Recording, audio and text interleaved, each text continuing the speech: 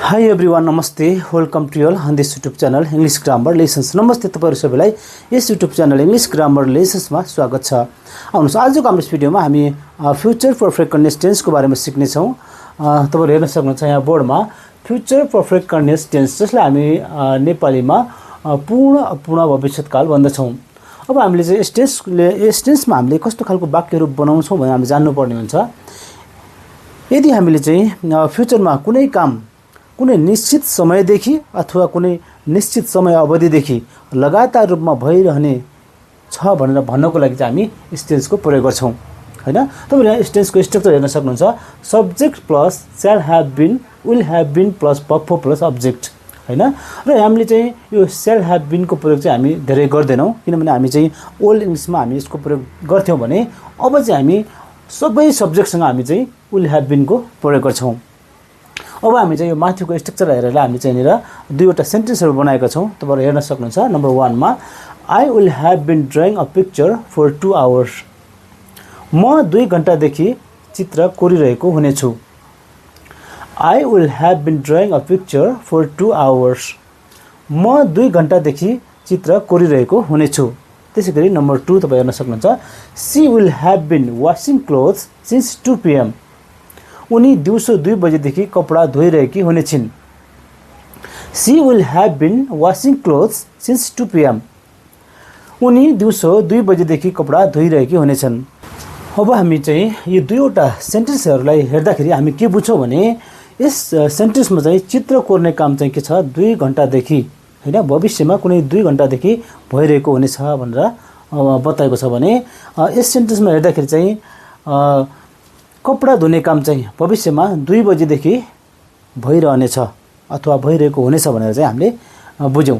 यसकारणले गर्दाखेरि हामीले चाहिँ यस टेन्समा यस्तो खालको वाक्यहरु बनाउँछौं र तपाईहरुले पनि यसरी यो स्ट्रक्चरको प्रयोग गरेर तपाईहरुले पनि यस्तो खालको धेरै सेन्टेन्सहरु बनाएर अभ्यास गर्न सक्नुहुन्छ।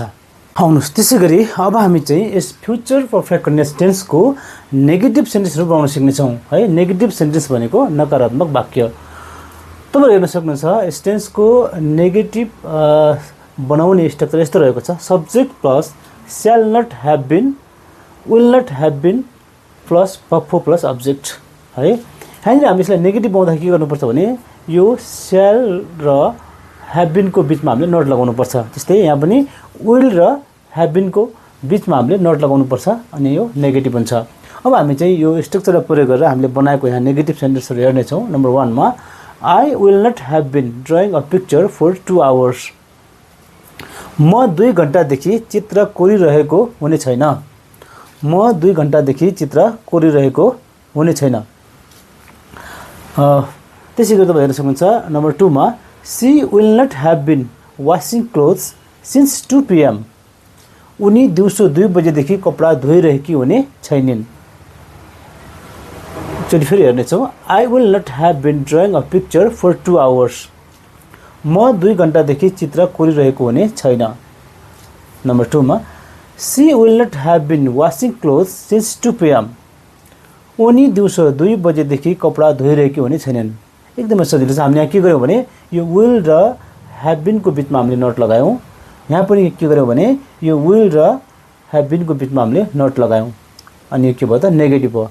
एकदमै यस टेन्सको नेगेटिभ बनाउनु पनि एकदमै सजिलो छ। पक्कै पनि तपाईहरुले बुझिसक्नु भएको छ।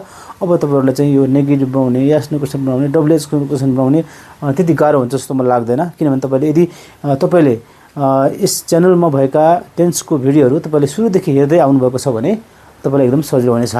आउनुस् त्यसैगरी अब हामी चाहिँ यस फ्युचर परफेक्ट कन्टिन्युअस टेन्सको यस नो क्वेशनहरु बनाउन सिक्ने छौं, है। यस नो क्वेशन भनेको के हो भने यदि कुनै क्वेशनको आन्सर हामी यस अथवा नोमा दिन सक्छौं भने त्यस्तो खालको क्वेशनलाई हामी यस नो क्वेशन भन्छौं। र यस टेन्सको यस नो क्वेशन बनाउने स्ट्रक्चर यस्तो रहेको छ। Shall will plus subject, have been plus verb plus object अनि क्वेशन मार्क, है। एकदमै सजिलो छ, हैन। यहाँनिर चाहिँ हामीले शैल र विल लाई अगाडि राख्ने हो, हैन। अब त्यो सेन्टेन्समा के छ, शैल छ भने शैल लाई अगाडि राख्ने, विल छ भने विल लाई अगाडि राख्ने। त्यसपछि हामीले सब्जेक्ट अनि हैव बीन अनि वर्ब अनि अब्जेक्ट अनि क्वेशन मार्क गर्यो भने त्यो चाहिँ के हुन्छ, यस नो क्वेशन हुन्छ। हामीले चाहिँ यो स्ट्रक्चरलाई प्रयोग गरेर हामीले चाहिँ यहाँनिर यस नो क्वेशन बनाएको छौं। तपाईहरु हेर्न सक्नुहुन्छ। नम्बर 1 मा Will I have been drawing a picture for 2 hours? के म 2 घण्टादेखि चित्र कोरिरहेको हुनेछु? Will I have been drawing a picture for 2 hours? के म 2 घण्टादेखि चित्र कोरिरहेको हुनेछु? त्यसैगरी number 2, Will she have been washing clothes since 2 p.m? के उनी 2 बजेदेखि कपडा धोइरहेकी हुनेछिन्? Will she have been washing clothes since 2 p.m? के उनी 2 बजेदेखि कपडा धोइरहेकी हुनेछिन्? हैन, यसरी चाहिँ हामीले यहाँनिर कसरी के गर्यौं भन्दाखेरि हामीले यो विललाई है, यो चाहिँ अफर्मेटिभ सेन्टेन्समा के हुन्छ भने यो विल चाहिँ यो आई भन्दा पछाडी विल हुन्छ हैन, आई विल हैव बीन हुन्छ भने हामीले चाहिँ त्यो विललाई ल्याएर हामीले फर्स्टमा लेख्यौं र त्यस पछाडी हामीले आई लेख्यौं र बाँकी जति पनि त्यहाँ वर्डहरु छ सबैलाई हामीले जस्तोको त्यस्तै लेख्यौं र अन्तिममा हामीले क्वेशन मार्क दियौ भने के भयो त यस नो क्वेशन भयो। यहाँ पनि हामीले त्यसै गर्यौं हैन।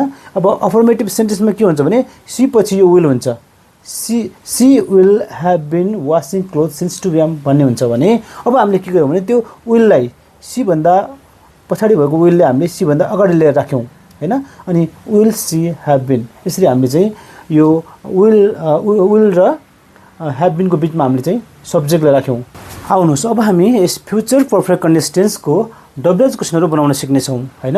अब डब्ल्युएच क्वेशन भनेको के हो भने यदि कुनै क्वेशन डब्ल्युएच वर्डबाट सुरु हुन्छ भने त्यस्तो खालको क्वेशनलाई हामी डब्ल्युएच क्वेशन भन्छौं हैन। अब हामी तपाई यहाँ डब्ल्युएच क्वेशन बनाउने स्ट्रक्चर हेर्न सक्नुहुन्छ। यहाँ मैले दुईवटा स्ट्रक्चर बनाएको छु, WH word plus shall will plus subject have been plus verb plus time adverb अनि क्वेशन मार्क। त्यसैगरी अर्को स्ट्रक्चर यस्तो रहेको छ, WH word plus shall have been will have been plus verb plus subject अनि question mark है। अब हामीले चाहिँ यहाँनिर यो दुईवटै स्ट्रक्चरलाई प्रयोग गरेर हामीले दुईवटा क्वेशनहरु बनाएका छौं। तपाईहरु हेर्न सक्नुहुन्छ। नम्बर यो पहिलो स्ट्रक्चरलाई प्रयोग गरेर मैले यो 1 नम्बरको सेन्टेन्स बनाएको छु भने मैले दोस्रो स्ट्रक्चरलाई प्रयोग गरेर मैले चाहिँ दोस्रो स्ट्रक्चरलाई प्रयोग गरेर दोस्रो क्वेशन बनाएको छु। हामी हेर्ने छौं। What will I have been drawing for 2 hours? म 2 घण्टादेखि के कोरिरहेको हुनेछु। अथवा What will I have been doing for 2 hours? म 2 घण्टादेखि के गरिरहेको हुनेछु।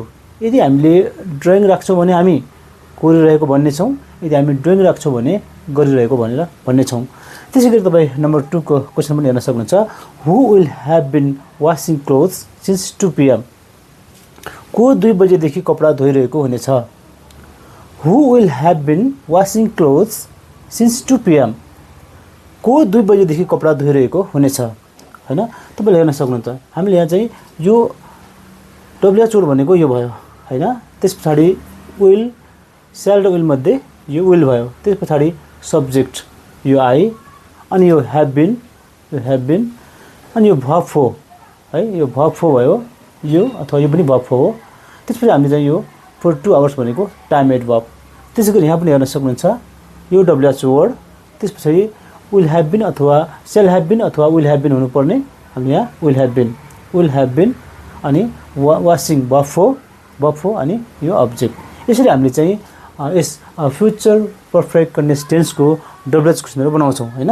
यो हामीले चाहिँ बनाउन जान्नुपर्छ, किनभने हामीलाई कुनै बेला यस्तो टेन्स को पनि हामीले विभिन्न किसिमको सेन्टेन्सहरु बनाएर हामीले बोल्नु पर्ने हुन सक्छ। त्यसकारणले गर्दाखेरि हामीले चाहिँ यस टेन्सको पनि हामीले सेन्टेन्सहरु बनाउन जान्नु पर्दछ हैन। हामीले चाहिँ आजको दिनसम्म हामीले चाहिँ 12 वटा टेन्सहरु आज हामीले सिकेका छौं। आजको भिडियो अन्तिम भिडियो थियो टेन्सको र तपाईहरुलाई धन्यवाद छ। तपाईहरुले आजसम्म हरेक भिडियोहरु तपाईहरुले हेर्नु भएको छ भनेर म आशा गर्दछु। धन्यवाद छ आजको यस भिडियोलाई सुरुदेखि अन्तसम्म हेर्नु भएको लागि। यदि तपाईलाई यो भिडियो मन पर्यो र यस्तै खालका अरु भिडियो हेर्न चाहनुहुन्छ भने तपाईले यो भिडियोलाई लाइक गर्नु होला, कमेन्ट गर्नु होला र यस च्यानललाई सब्स्क्राइब गर्नु होला। Thank you for watching this video. If you like this video and want to watch similar videos, please like, comment and subscribe this channel. Thank you for watching this video. See you in next video.